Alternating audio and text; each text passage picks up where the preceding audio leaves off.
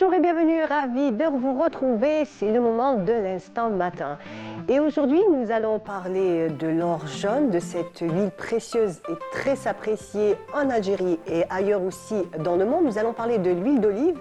Et pour en parler, nous avons le plaisir ce matin, dans l'instant matin, de recevoir Semir Ghani. Bonjour.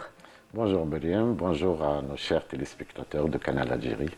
Merci d'être là. En tout cas, on est ravis de vous recevoir dans l'instant matin avec votre très beau burnous qui a une histoire. Après, pour nos téléspectateurs, on va leur raconter un petit peu l'histoire de ce burnous et pourquoi vous l'avez mis. Mais je vais vous présenter. En plus, après, je vous laisserai vous présenter vous succinctement. Vous êtes vous avez l'Olivier Magazine. Donc, parlez-nous un petit peu de votre fonction et surtout de ce magazine.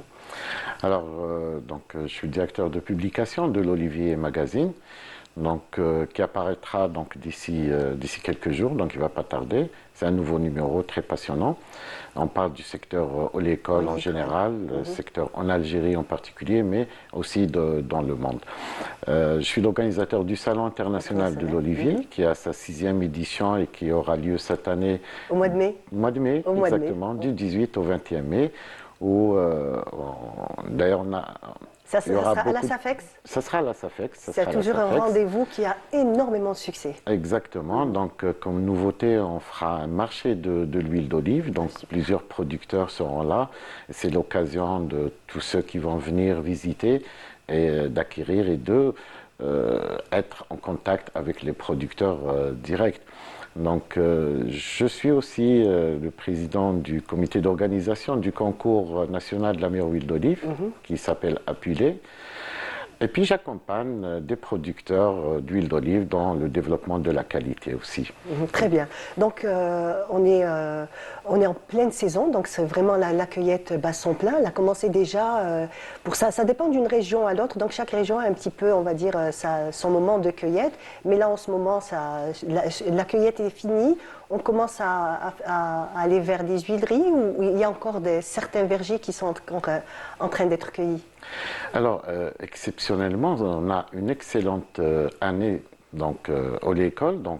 Et c'est vrai qu'on dit toujours, c'est une année sur deux généralement. Est-ce que c'est vrai ou non? Pas forcément, elle peut diminuer normalement de 30%, mais de 100% à zéro, normalement, elle ne devrait pas. Mais ça, c'est à cause de certaines mauvaises pratiques qu'on fait. C'est pour ça qu'on a d'année en année. Quand la cueillette elle est faite très tardive et les bourgeons commencent à sortir, et comme on fait le gaulage, on casse les nouveaux bourgeons, automatiquement ça ne va pas donner.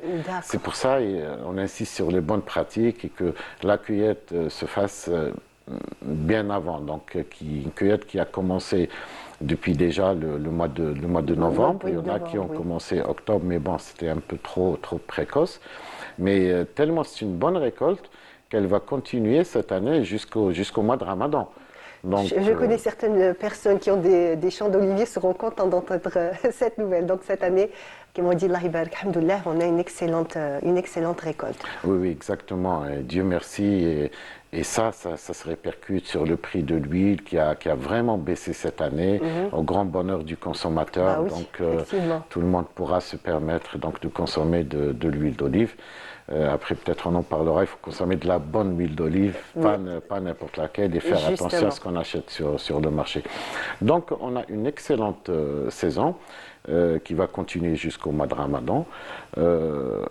Voilà, donc... Qu'est-ce qu'on pourrait dire pour les récoltes, la qualité, ces dernières années, si on pouvait faire un petit constat? On constate une nette amélioration en termes de qualité, parce que les gens, maintenant, ils sont très attentifs. Donc, avec tous les moyens de communication, donc les gens sont instruits, donc ils ont accès à l'information. Alors, ils commencent à changer certaines habitudes. Je dis, par exemple, pour la qualité, les gens, maintenant, on n'en parle plus pour mettre les olives dans les sacs en plastique. Par exemple, oui, c'est une pratique qui est en train d'être... Avant, on voyait les choses normales, mais maintenant, on essaie de bannir ça, ou bien le fait de mettre de l'huile dans des bouteilles en plastique aussi, on le voit de moins en moins. Parce que vous savez, pourquoi le plastique, il faut le bannir? Parce que il se trouve que dans les plastiques, il y a ce qu'on appelle les phtalates. Donc Oui. et ça, c'est pas bien pour, Et il faut dire pour la qu'autrefois, santé. l'huile d'olive était dans des jarres. Exactement. Même les olives, c'était pas dans des sacs en plastique. Absolument. C'était des trucs là en, En fait, avec une plante naturelle. Voilà. Exactement, exactement. Donc, tout ça, c'est des mauvaises pratiques que les gens commencent à bannir, donc petit à petit.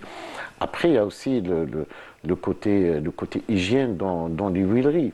Donc, avant, il n'y avait pas de normes d'hygiène. Malheureusement, jusqu'à maintenant, il reste encore certaines huileries. Tout à l'heure, on parlait sur les huileries traditionnelles et tout ça, Et ce les qu'on huileries doit modernes.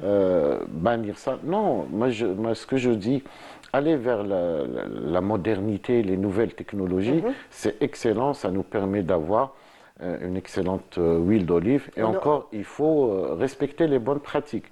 Mais les huileries traditionnelles, moi, ce que je conseille Ne toujours, doivent pas disparaître. oui, oui, elles resteront toujours. Elles resteront toujours.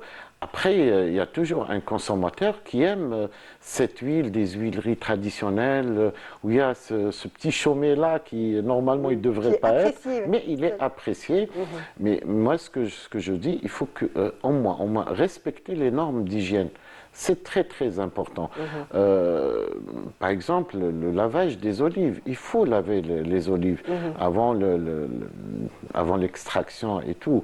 Et puis, les récipients où est-ce qu'on met les huiles, même ce qu'il y a tout à l'intérieur, des fois, j'y vais dans certaines huileries traditionnelles, je trouve un bidon de gasoil à l'intérieur. Et vous savez, l'huile d'olive, c'est une éponge qui Absolument. absorbe Donc, qui capte très exactement rapidement toutes très- les odeurs qui peuvent avoir. exactement, exactement. Donc, c'est juste respecter des normes d'hygiène. Et on en voit même en Europe. Moi, j'ai vu des huileries traditionnelles qui fonctionnent jusqu'à maintenant. Donc, mais ils ont introduit des normes d'hygiène et ils font une huile qui est appréciée par une certaine population. Et en Algérie, c'est cette huile qui est le plus appréciée. Apprécié, effectivement. Et il y a eu aussi un effort donc, sur le packaging, la présentation, comment qu'on présente maintenant l'huile d'olive, que ce soit les flacons, les bouteilles. On offre ça maintenant même en cadeau. Il y a carrément des papes où c'est un cadeau qu'on offre. Exactement. Écoutez, l'huile d'olive, c'est un produit qui est noble. Donc, on doit quand même le respecter, le respecter et le mettre dans un packaging qui, quand même, quand on voit l'huile dans des bouteilles en plastique, d'eau minérale, pour moi, c'est un manque de respect à ce produit qui est noble, ce produit qui est cité dans le Coran 7 fois. Donc, un peu de respect à ce produit-là. Justement, donc tous les efforts sont en train d'être mis, donc de façon un petit peu mieux organiser toute cette filière. Qu'est-ce qu'on peut dire sur les vergers d'oliviers? On voit de plus en plus d'oliveraies dans des régions où autrefois l'olivier n'était absolument pas cultivé. Exactement. Mais avant, juste pour le packaging, en plus que c'est esthétique, mais c'est aussi le verre et le verre opaque. Ça protège l'huile d'olive. Donc c'est pour une meilleure conservation. Donc c'est d'une pierre deux coups. Donc voilà. C'est vrai que moi aussi, ces dernières années, je fais attention à ça. Donc mon huile d'olive est toujours dans des bouteilles en verre et généralement, comme vous dites, opaque, à l'abri de la lumière et tout ça. Donc voilà, d'une pierre deux coups. Et si on revient maintenant au verger, à ce qui est en train d'être planté, moi je dirais que c'est magnifique. Moi, en l'espace de 4-5 ans, je passe dans certaines régions. 4-5 ans après, je vois des régions qui sont pleines d'oliviers. Donc les gens maintenant s'intéressent de plus en plus à l'oléiculture parce que c'est un secteur qui est porteur. Vous savez que ce secteur, il génère en Algérie plus de 80 millions d'heures de travail. C'est énorme. C'est vraiment très, très important. On a plus de 500 000 hectares qui représentent plus de 40% de l'arboriculture en Algérie. Donc, est-ce qu'on va s'arrêter là? Non, on ne va pas s'arrêter là. Alors, il faut qu'on continue, il faut qu'on atteigne, pourquoi pas, dans le programme qu'il y a, donc en ministère, le million d'hectares. Vous savez, quand on dit on est septième ou huitième producteur dans le monde, mais réellement on est vraiment loin par rapport à l'Espagne qui produit plus de 50% de la production mondiale. Quel pays qui a, moi je dis toujours, quel est le pays qui a le potentiel d'augmenter ses superficies et de doubler, quadrupler même la superficie? C'est bien l'Algérie. L'Algérie qui est un continent, on a des terres très adaptées à l'oléiculture. Oui. Donc, aller vers d'autres plantations, ça peut nous emmener à nous placer deuxième, pourquoi pas. Donc c'est dans nos cordes, c'est très très faisable. C'est faisable, c'est vraiment pas un défi à relever. Au contraire, ça serait vraiment, on va dire, de s'y mettre, ça serait vraiment chose faisable. Exactement. D'ailleurs, j'entends que le ministère lance tout ce qui est la mécanisation. Donc ça, c'est très très important. Donc, chose qu'on encourage, le secteur oléicole a besoin aussi de mécanisation, que ce soit dans la plantation, pour les grandes surfaces, ou, dans la récolte. Ou bien dans la récolte. Et dans la récolte, on a plusieurs outils de cueillette qui s'adaptent, que ce soit pour les grands vergers, que ce soit pour les petits, que ce soit pour les terrains accidentés, où ça existe des perches qui sont adaptées. Une perche qui peut remplacer pratiquement 4 individus. Et ça permet aux paysans qui montent l'arbre de combien de mètres, donc moins de risques avec une perche qui est télescopique de 3 mètres. Sans compter qu'il n'abîme pas les arbres. Exactement. Beaucoup me posent la question par rapport à ça. Maintenant, il faut choisir les bonnes perches, le bon matériel. Les doigts qui sont fabriqués avec du carbone, donc, et la vitesse. Donc, il y a une certaine... en fait, c'est réellement tout un monde. On va continuer cette discussion juste après le jingle et on revient.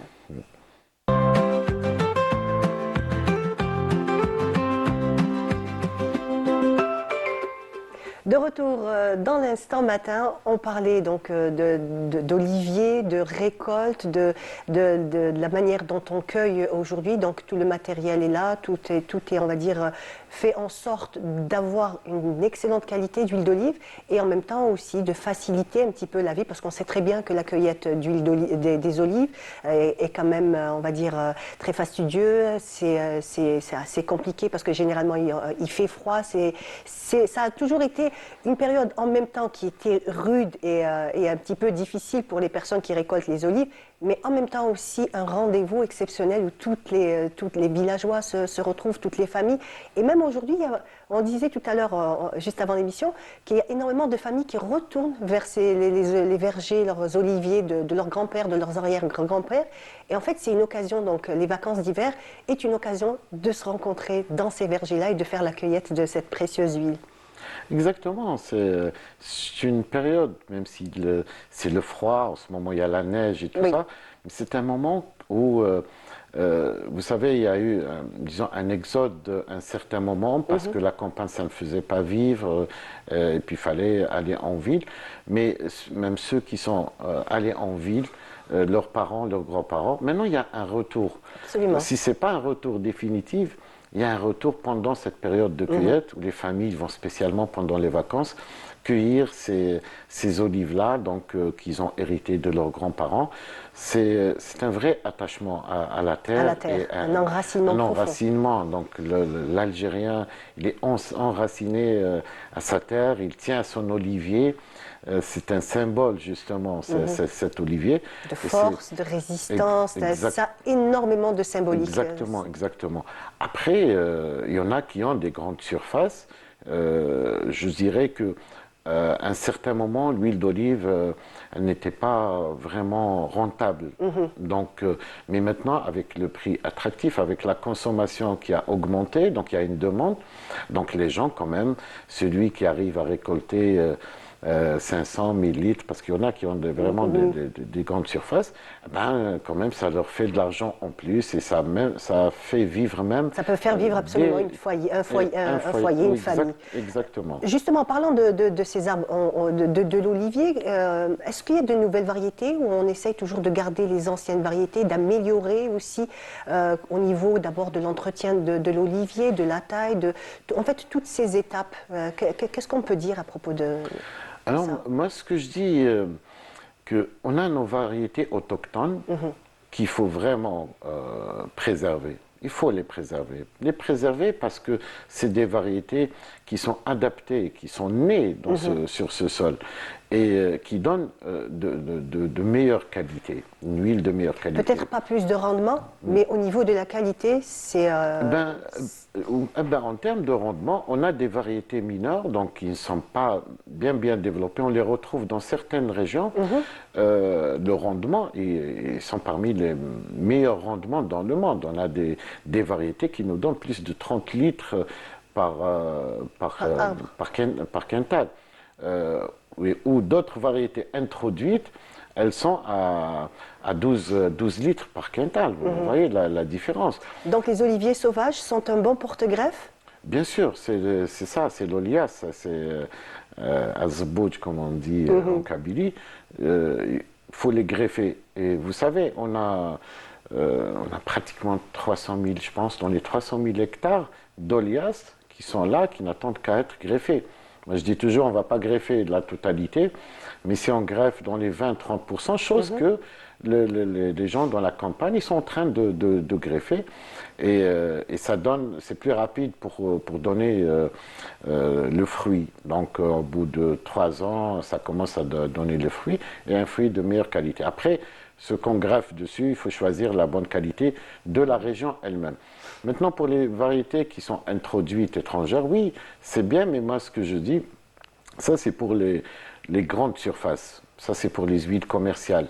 On a dans le sud, par exemple, justement, à El Oued aussi, on voit qu'il y a des oliviers qui ont été plantés aussi dans cette région-là. Oui. À El Oued, à Ouelgla, à Djelfa, des régions qui autrefois n'étaient pas du tout des régions olicoles. Donc ces régions-là où il y a des grandes surfaces, il faut aller vers l'intensif.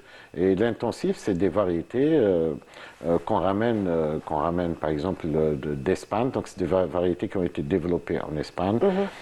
Pour ce genre de région, par exemple? Oui, pour ce genre de climat. Parce que l'intérêt, il est où? C'est aussi il faut qu'on produise une huile commerciale et avec de grandes quantités pour qu'on puisse exporter. Chose que, par exemple, au nord, moi je déconseille. Le Nord, laissons le Nord pour les variétés autochtones, pour nos propres variétés qui sont meilleures. Moi je le dis, elles sont meilleures. On a de très bonnes variétés qu'on ramène d'ailleurs, mais ça reste les nôtres. Avoir les deux. Oui. Ça a notre empreinte, ça fait la différence sur le marché à l'international. Nous avons Tlemcen aussi, qui commence à s'inscrire dans le paysage oléicole. Tlemcen, c'est une région oléicole par excellence. Vous savez, il y a une huilerie qui est taillée dans un rocher à Tlemcen, qui est très ancienne, pour dire que l'oléiculture à Tlemcen, elle est très ancienne. Ils ont de très bonnes variétés, ils ont aussi la maîtrise. Mais je dirais même en termes de qualité. Moi, j'ai goûté des huiles de Tlemcen, elles sont vraiment excellentes.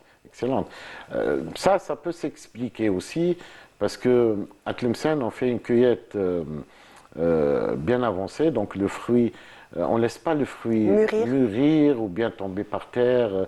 Donc ils ont la culture de la cueillette de l'olive à main, parce que c'est connu l'ouest algérien par l'olive de table. L'olive de table qui est cueillie à la main, elle est cueillie verte.